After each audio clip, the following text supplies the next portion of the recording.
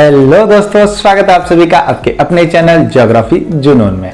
दोस्तों, हम पिछले वीडियो में अपर्दन चक्र में व्यवधान की बात कर रहे थे और इसमें हमने देखा कि जब कभी आधार तल में धनात्मक परिवर्तन या ऋणात्मक परिवर्तन होगा तो उससे अपर्दन चक्र में व्यवधान उत्पन्न हो जाएगा, डिस्टरबेंस उत्पन्न हो जाएगा। ठीक है, अब इसकी वजह से अपर्दन चक्र अपनी पिछली अवस्था में भी जा सकता है और अगली अवस्था में भी जा सकता है, यानी अपर्दन चक्र की अवधि बढ़ भी सकती है और अपर्दन चक्र की अवधि घट भी सकती है। और इसी लेक्चर में हमने देखा कि जब कभी आधार तल में ऋणात्मक परिवर्तन होगा तो उसकी वजह से रेजुवेनेशन ऑफ इरोजन साइकिल होगा, अपर्दन चक्र का नवोन्मेषण होगा और अपर्दन चक्र जो है वो नए सिरे से फिर से कार्य करने लगेगा और इसकी वजह से दोस्तों कुछ नई स्थलाकृतियों का निर्माण होगा। अब देखिए, अपर्दन चक्र में नवोन्मेषण हो क्यों रहा था? ऋणात्मक परिवर्तन की वजह से। और ऋणात्मक परिवर्तन कैसे हो रहा था? या तो स्थल भाग जो है वो ऊपर उठ जाए या फिर सागर तली नीचे धंस जाए। ठीक है, यानी सागर जल तल जो है वो स्थल भाग की तुलना में ज्यादा नीचे चला जाए तो अपर्दन चक्र में नवोन्मेषण हो जाता था।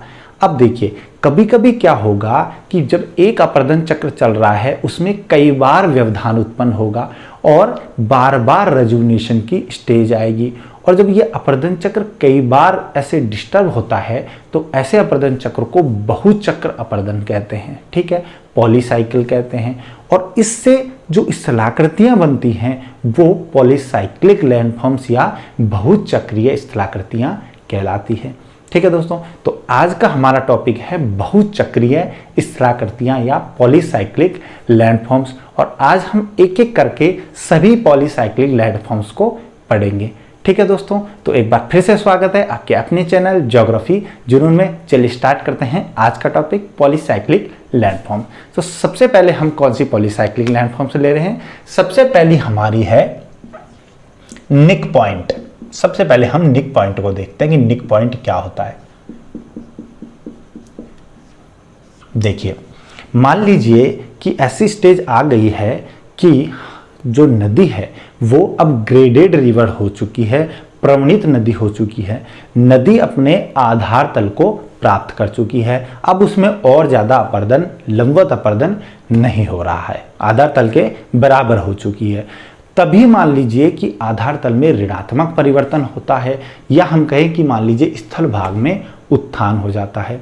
तो उस उत्थान की वजह से क्या होगा? अब नदी जो है वो उत्थान की वजह से ढाल तीव्र हो जाएगा। तीव्र ढाल होने की वजह से नदी का वेग बढ़ेगा और नदी अब फिर से अपर्दन करना प्रारंभ करेगी। जैसे इस डायग्राम में देख लीजिए, ये जो हमारी है ये वैली जो है ये कैसी है? ये मान लीजिए पुरानी घाटी है हमारी, जो कि प्रवणित नदी की है। कैसी नदी की? ग्रेडेड रिवर, जो आधार तल को प्राप्त कर चुकी है। तो ये घाटी है, इसमें से ये देखिए ग्रीन कलर में जो मैंने दिखाया ये नदी बह रही है। ठीक है दोस्तों, अब क्या हुआ कि यहां पर उत्थान हो गया स्थल भाग का और उत्थान होने की वजह से जो नदी है उसमें ढाल हो गया तीव्र और तीव्र ढाल होने की वजह से नदी क्या प्रारंभ करेगी? उसकी वजह से नदी शीर्षवर्ती अपर्दन स्टार्ट करेगी, यानी हेडवर्ड इरोजन जो है, हेडवर्ड इरोजन वो स्टार्ट करेगी। ठीक है, जब वो शीर्षवर्ती हेडवर्ड इरोजन स्टार्ट करेगी तो हेडवर्ड इरोजन स्टार्ट करते हुए वह अपनी क्या उत्थान की ओर, अपने उद्गम की ओर, अपने ओरिजिन की ओर बढ़ने का प्रयास करेगी। इस वजह से क्या होगा कि जो पुरानी जो ये घाटी है इसका जो वक्र है इसके अंदर ही एक और नई घाटी का निर्माण होने लगेगा। ठीक है, इस वजह से क्या होगा कि पुराने वक्र के नीचे एक नए वक्र का निर्माण हो जाएगा, एक नए कर्व का निर्माण हो जाएगा। ठीक है, मान लीजिए ये क्या है?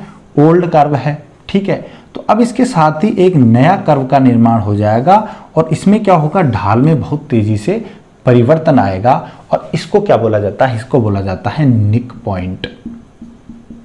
जैसे यहां देखिए, ये पुरानी घाटी है और तभी इसमें जब उत्थान होता है तो ये हमारी नई घाटी का निर्माण होने लग गया है। ठीक है, और नदी शीर्षवर्ती अपर्दन करते हुए यहां पर ढाल में एकदम से परिवर्तन आ गया है। ठीक है, पहले मान लीजिए ये थी हमारे घाटी, तो अब क्या हो गया, ढाल ये आ गया है। तो यहां जब ढाल में परिवर्तन होगा तो ओल्ड कर्व तो ये है और न्यू कर्व क्या है, नीचे है। इससे नीचे एक नया कर्व का निर्माण हो जाएगा, नए वक्र का निर्माण हो जाएगा। इस वजह से ऐसे जब एकदम से ढाल में परिवर्तन आएगा तो इसको बोला जाता है, यहां पर देखिए ये है हमारा निक पॉइंट। ठीक है, इसे निक पॉइंट कहते हैं, जहां नदी के ढाल में एकदम से परिवर्तन आता है। और आता क्यों है, क्योंकि नदी शीर्षवर्ती अपर्दन कर रही है। ठीक है, हेडवर्ड इरोजन कर रही है, यानी वो पहले वाली जो तली, पहले वाला जो नदी की घाटी जो कि ग्रेडेड है, उसी में फिर से अपर्दन स्टार्ट हो गया है और इससे निक पॉइंट नामक संरचना का निर्माण होता है। ठीक है, अब देखिए जब ये ढाल तीव्र होता है तो नदी जो है यहां से तीव्र वेग से ऊपर से नीचे गिरेगी। ये जो दूसरी घाटी है इसमें यहां पे नदी तीव्र वेग से गिरेगी। ठीक है, तो ऊपर से जब नीचे गिरती है, पुरानी घाटी में से नई घाटी में जब गिरती है, निक पॉइंट पर आकर जब नदी गिरती है तो यहां पर जलप्रपात का भी निर्माण होता है, वाटरफॉल भी बनता है, जिसको बोला जाता है निक पॉइंट फॉल। ठीक है, निक पॉइंट फॉल। तो यहां पर दो चीजें आप समझिए, निक पॉइंट को और निक पॉइंट फॉल को। ठीक है, दोनों चीजें आप समझिए। तो निक पॉइंट फॉल कहां बनेगा, जहां पर भी नदी पुरानी वाली जो घाटी है उससे नीचे वाली जो नई घाटी बनी है उसमें गिरेगी। ठीक है, तो क्या होगा, जलप्रपात। ऐसे कुछ उदाहरण हमें देखें तो जो झारखंड में रांची पठार है वहां पर भी हमें स्वर्ण रेखा नदी जो है वो जो हुंड्रू प्रपात बनाती है वो इसी निक पॉइंट प्रपात का उदाहरण है। ठीक है, इसी तरह नर्मदा नदी भी बनाती है। नर्मदा नदी में जो धुआंधार प्रपात है वो भी इसी का उदाहरण है। ठीक है, किसका, निक पॉइंट फॉल का उदाहरण है नर्मदा नदी का धुआंधार प्रपात। ठीक है दोस्तों, तो इस तरह से निक पॉइंट और निक पॉइंट फॉल पढ़ लिया। अब इसी में अगली स्थलाकृति हम लेते हैं वैली इन वैली। ठीक है, क्या लेते हैं, घाटी के अंदर घाटी या दो तल्ले वाली घाटी। ठीक है, अगली क्या है, घाटी के अंदर घाटी।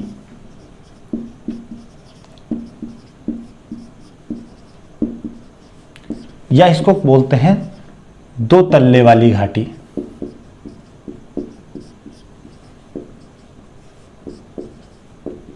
या बोलते हैं इसको द्विचक्रीय घाटी, कुछ भी कह सकते हैं इसको, द्विचक्रीय घाटी यानी वैली इन वैली, या बोल सकते हैं two storey valley, valley in valley या टू स्टोरी वैली, या क्या बोल सकते हैं बाइसाइक्लिक वैली, कुछ भी कह सकते हैं। ठीक है, द्विचक्रीय घाटी। अब देखिए नाम से पता चल रहा है दो चक्र। ठीक है, जिसमें एक नया चक्र स्टार्ट हुआ। अब देखिए मान लीजिए ये पुरानी घाटी है। ठीक है, और इसी के अंदर एक नई घाटी बन गई है, ये वाली। तो जब पुरानी घाटी है उसके अंदर नई घाटी का निर्माण होता है तो नदी क्या करती है कि ऋणात्मक जब आधार तल परिवर्तन होगा तो जब नवोन्मेषण की स्थिति उत्पन्न होगी तो उसकी वजह से जो पुरानी घाटी जो कि आधार तल को प्राप्त कर चुकी है उसी के अंदर एक और नई घाटी का निर्माण कर देगी। और ये नई घाटी है मान लीजिए, तो ये हमारी ओल्डेस्ट वैली है, सबसे पुरानी घाटी है, और इसमें एक और नई घाटी बन गई तो इसे कहेंगे कौन सी, polycyclic valley within valley. अब इसी के अंदर एक और घाटी भी बन सकती है। क्यों, क्योंकि नदी ने फिर से लंबवत अपर्दन करना प्रारंभ कर दिया और लंबवत अपर्दन की वजह से जो नई वैली बनी है वो तीसरी वैली भी बन सकती है। यानी कई लगातार घाटियां बनती जाती हैं, जैसे जैसे उत्थान होता है हर बार एक नई घाटी का निर्माण होता है। तो जब दो ही उत्थान है, ठीक है, पहली और दूसरी है, तो तब तो इसको बोलेंगे द्विचक्रीय घाटी या घाटी के अंदर घाटी। ठीक है, जब सिर्फ पुरानी व घाटी के अंदर ही एक नई घाटी का निर्माण हो जाता है तो उसे घाटी के अंदर घाटी या दो तल्ले वाली घाटी या द्विचक्रीय घाटी कहते हैं। ठीक है, और इसमें एक निक पॉइंट होगा और निक पॉइंट जो है उसको नवोन्मेषण प्रारंभ बिंदु भी कहते हैं, रेजुवनेशन स्टार्टिंग पॉइंट। क्यों? क्योंकि रेजुवनेशन यहीं से तो स्टार्ट हो रहा है, नवोन्मेषण यहीं से स्टार्ट हो रहा है। अब इसी घाटी में अगर ऐसे हो कि एक के बाद एक कई निक पॉइंट जो है उनकी सीरीज उत्पन्न हो सकती है। ठीक है, कैसे कि मान लीजिए एक नवोन्मेषण हुआ तो एक घाटी के अंदर पुरानी घाटी बन गई, फिर से जब नवोन्मेषण हुआ तो इसी के अंदर एक और नई बन गई। ठीक है, एक और नई घाटी बन गई। तो ऐसे करके ये मान लीजिए हमारी ओल्डेस्ट वैली है, इसके अंदर एक ओल्ड वैली पुरानी दूसरे नंबर की आ गई और ये सबसे नई वैली, ये सबसे पुरानी, ये पुरानी और ये सबसे नई घाटी। तो एक के अंदर एक कई घाटियों का भी निर्माण हो जाता है और इसे दोस्तों कहा जाता है, इसको कहा जाता है कंपोजिट वैली। कंपोजिट वैली या इसे कहा जाता है मिश्रित घाटी। ठीक है, तो तीसरी स्थलाकृति क्या है? मिश्रित घाटी। पहली निक पॉइंट कैसे बना मैंने आपको बताया, और एक निक पॉइंट बनेगा और एक घाटी के अंदर जब दूसरी घाटी बन जाएगी तो उसे कहेंगे घाटी के अंदर घाटी या दो तल्ले वाली घाटी या द्विचक्रीय घाटी। क्यों? क्योंकि यहां ढाल में सिर्फ एक बार ही परिवर्तन होगा। ठीक है दोस्तों, कैसे? ऊपर की तरफ जो है वो मंद ढाल होगा, नीचे तीव्र ढाल हो जाएगा। ठीक है, तो ये हो जाएगी द्विचक्रीय घाटी। जब ऐसी एक और घाटी बन गई है, ठीक है, और घाटी बन जाती हैं, जब कई घाटियों की जब एक के बाद एक कई घाटियां बन जाती हैं और हर घाटी अपने से पहले वाली घाटी से नीचे होती है, पहले वाली वैली से नीचे होती है। ये सबसे मंद होगा, ये इसका उससे फास्ट होगा और ये जो तीसरी घाटी है इसका सबसे फास्ट होगा ढाल। ठीक है, तो ऐसी घाटी को क्या बोला जाता है? कंपोजिट घाटी या मिश्रित घाटी। और दोस्तों इसमें निक पॉइंट्स की एक सीरीज बन जाती है, जैसे ये हमारा निक पॉइंट फर्स्ट है और ये हमारा निक पॉइंट सेकंड है, और हर निक पॉइंट के साथ फॉल्स या वाटरफॉल्स बन सकते हैं।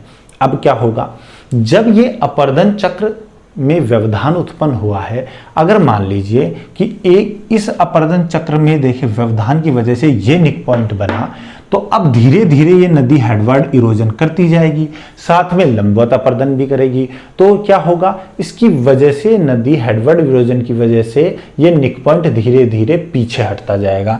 मान लीजिए निक पॉइंट पहले यहाँ आ रहा था तो ये निक पॉइंट धीरे धीरे पीछे हटता जाएगा और एक समय ऐसा आएगा जब पूरा निक पॉइंट समाप्त हो जाएगा। क्यों? क्योंकि जो कर्व पुराना कर्व बन रहा था उसमें और नए कर्व के ढाल में कोई अंतर नहीं रह जाएगा और ये जो घाटी है ये क्या होगी, कटते कटते कटते यहाँ तक पूरा शीर्षवर्ती अपर्दन करते हुए ये पूरा घाटी में बदल जाएगी ऐसे।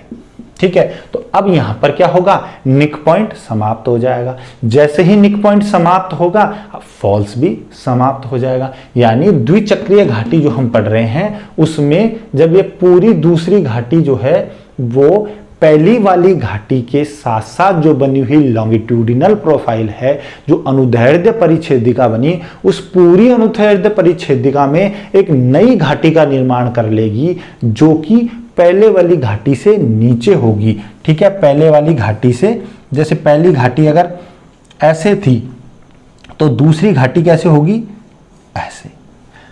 ठीक है, ये वैली सेकंड होगी और ये वैली फर्स्ट होगी। ठीक है, तो ये इससे नीचे होगी तो निक पॉइंट समाप्त हो जाएगा, वाटरफॉल्स समाप्त हो जाएंगे और दोनों की जो वैली जो का स्लोप बना हुआ था, जो ओल्ड कर्व था और न्यू कर्व था, दोनों का ढाल सेम हो जाएगा। कैसे? लॉन्गिट्यूडिनल प्रोफाइल में। पार्श्ववर्ती ढाल की बात नहीं कर रहे हम, लॉन्गिट्यूडिनल ढाल की बात कर रहे हैं। और लॉन्गिट्यूडिनल प्रोफाइल क्या होती है, नदी के उद्गम से लेके मुहाने तक जो लंबाई में जो ढाल होता है उसको अनुदैर्ध्य परिच्छेदिका बोलते हैं। इस तरीके से निक पॉइंट्स भी समाप्त हो जाएंगे और वाटरफॉल्स भी समाप्त हो जाएंगे। ठीक है, और ये होती है हमारी निक पॉइंट, घाटी के अंदर घाटी, कंपोजिट वैली। और कैसे निक पॉइंट समाप्त होते हैं ये मैंने आपको बताया। इसके बाद देखिए, इसके बाद हम देख सकते हैं कि चौथी स्थलाकृति क्या होती है। देखिए, मैंने आपको बताया था कि जो नदी है वो विसर्प बनाती हुई चलती है अपनी प्रौढ़ावस्था में और जीर्णावस्था में। ठीक है, तो मान लीजिए नदी जो है वो ऐसे विसर्प बनाते हुए चल रही है। ठीक है, ऐसे विसर्प बनाते हुए नदी चल रही है। ठीक है, अब तभी क्या होता है कि नदी में नवोन्मेषण हो गया, अपर्दन चक्र जो है उसमें रजुवनेशन हो गया और नदी क्या चली गई, वापस युवावस्था में चली गई।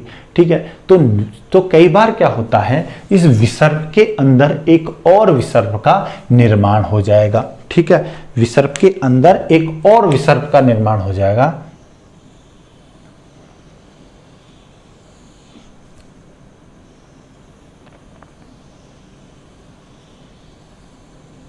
ठीक है, और इस विसर्प का भी दोस्तों घाटी के अंदर घाटी जैसे थी वैसे ही इस विसर्प का जो ढाल है, ये विसर्प जो है वो पुराने विसर्प से नीचे अपर्दन करेगा, लंबवत अपर्दन की वजह से बनेगा, इसलिए इसका जो आधार तल है वो पुराने आधार तल से नीचा होगा। ठीक है, इसका आधार तल जो है वो पुराने वाले आधार तल से नीचे होगा और इस प्रकार का जो विसर्प होता है इसको बोला जाता है दोस्तों अधःकर्तित विसर्प।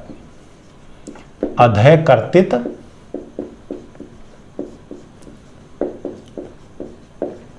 विसर्प कहा जाता है, यानी इंसाइज्ड मियांडर, इंसाइज्ड मियांडर बोला जाता है इसको।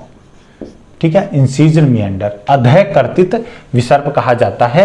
विसर्प के अंदर जो विसर्प बनता है जो कि पहले वाले आधार तल से नीचे होता है, इसका भी कुछ कुछ ऐसे होगा। अगर पुराने जो विसर्प है उसका आधार तल मान लीजिए ऐसे था, ठीक है, तो जो नया बनेगा उसका आधार तल ऐसे होगा, यानी ये तो पुराने का आधार तल है और ये नए का आधार तल है। ठीक है, तो पुराने आधार तल से नीचे जो आधार तल बनेगा उसे बोले जाएंगे हम इसमें अधःकर्तित विसर्प। ठीक है, इसे बोलेंगे इंसीज्ड मियांडर। ये भी एक पॉलीसाइक्लिक लैंडफॉर्म है और ये क्यों बना, क्योंकि अपर्दन चक्र में नवोन्मेषण उत्पन्न हो गया। इसके बाद देखिए और क्या हो सकता है। अगली जो हमारी स्थलाकृति आती है वो आती है वेदिकाएं।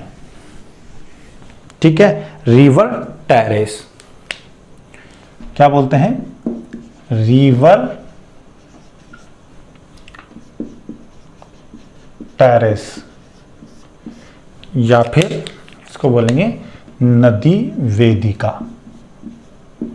अब नदी वेदिका कैसे बनती है, देखिए, जब नदी अपने आधार तल को प्राप्त कर चुकी है, ठीक है, और वो प्रवणित नदी हो गई है, तभी मान लीजिए एक के बाद एक कई अपर्दन चक्र नवोन्मेषण उत्पन्न होते हैं। पहला होता है, फिर नदी अपने आधार तल में और ज्यादा गहराई में लंबवत अपर्दन करती है, फिर दूसरा नवोन्मेषण हो जाता है तो नदी जो बना अपर्दन का जो आधार तल बना उससे और नीचे नवोन्मेषण की वजह से गहरा करने लगती है। इस तरह से नदी कंटिन्यू अपनी घाटी को गहरा करती जाती है और इस गहरा करने की क्रिया के दौरान ऊपरी ढाल से जब नीचे की ओर ढाल बढ़ता जाता है तो इससे कुछ ऐसी सीढ़ी नुमा संरचनाओं का निर्माण हो जाता है, इन्हें नदी वेदिकाएं कहते हैं। देखिए, मान लीजिए पहले अपर्दन चक्र जब चल रहा था उससे ये हमारी T1 टेरेस का निर्माण हुआ था। ठीक है, T1 वेदिका का निर्माण हुआ जो दोनों तरफ हुआ। ठीक है, इसके बाद जब अपर्दन चक्र में नवोन्मेषण हुआ तो नदी ने अपनी घाटी को लंबवत अपर्दन की वजह से और ज्यादा, मतलब घाटी गर्तन की क्रिया की वजह से और ज्यादा गहरा किया और उससे हमें निर्मित हो गई ये T2 टेरेस। ठीक है, अब ये पूरी T2 से T2 तक इतनी घाटी की चौड़ाई रह रही है।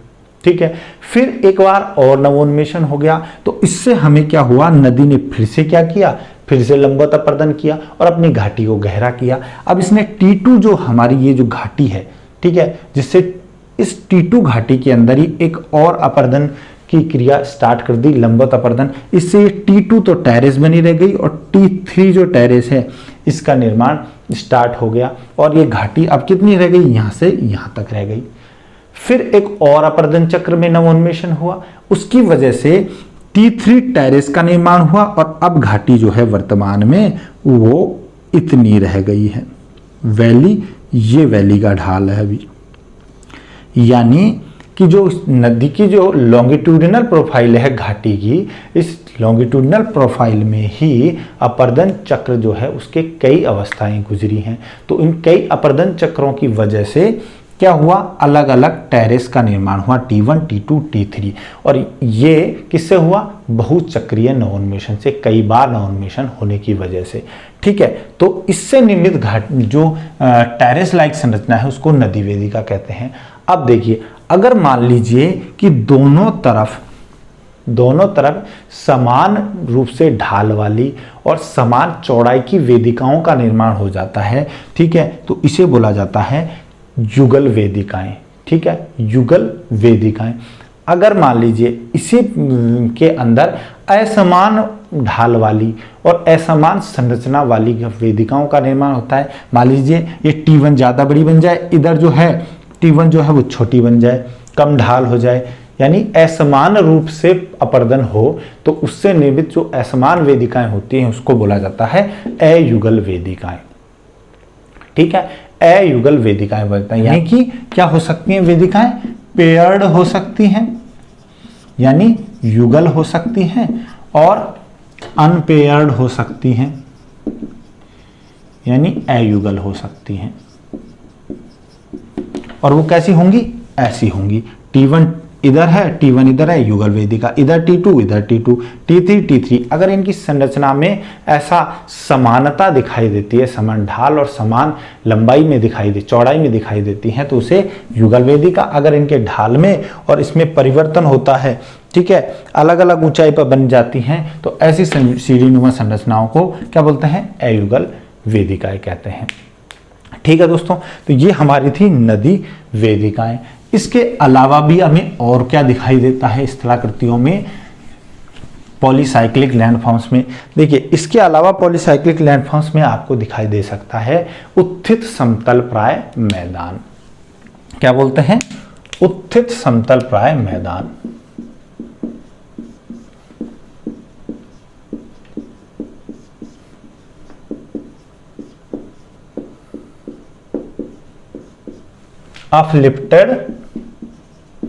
अपलिफ्टेड पेनिप्लेन भी मिल सकता है आपको।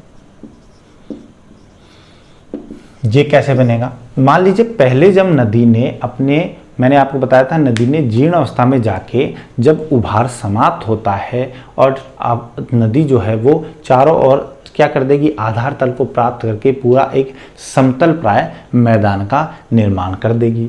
ठीक है, और तभी फिर से नवोन्मेषण की अवस्था उत्पन्न हो जाती है, तो उसकी वजह से जो नया जो समतल प्राय मैदान बनेगा, ठीक है दोस्तों, वो नया समतल प्राय मैदान पुराने वाले समतल प्राय मैदान से नीचा बनेगा। क्यों, क्योंकि अब नदी और ज्यादा नीचे अपर्दन कर रही है। ठीक है, तो जो नया जो अपर्दन समतल प्राय मैदान बनेगा, इस समतल प्राय मैदान को उत्थित समतल प्राय मैदान कहते हैं। ठीक है, इसको क्या बोला जाता है, इसको बोला जाता है उत्थित समतल प्राय मैदान, जो पुराने वाले जो समतल प्राय मैदान से उससे अपेक्षाकृत रूप से नीचे बनता है। ठीक है, तो ये किसके परिणाम है, ये भी एक तरीके से नदी में या अपर्दन चक्र में नवोन्मेषण का परिणाम है।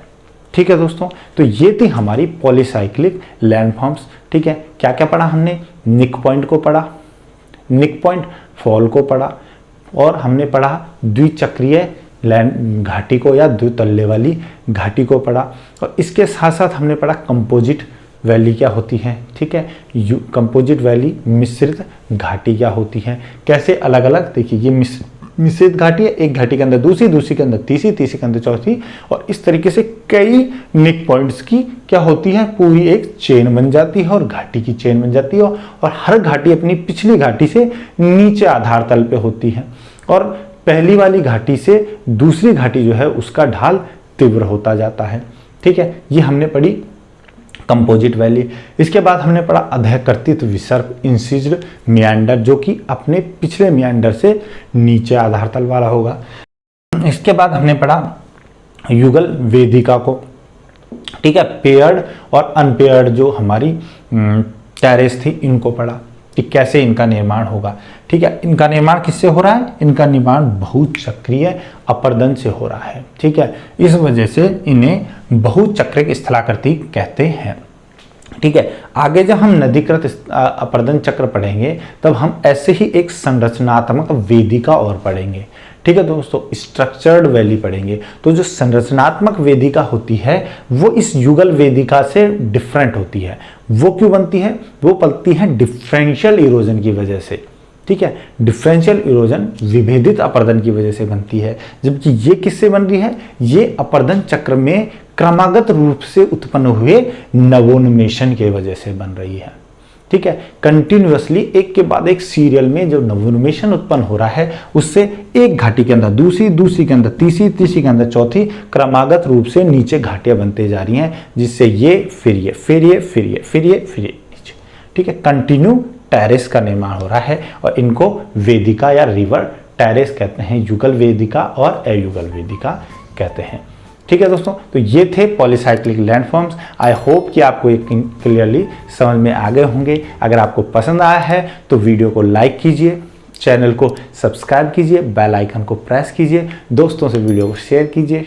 ठीक है दोस्तों, मिलते हैं अगले वीडियो में। Thank you so much.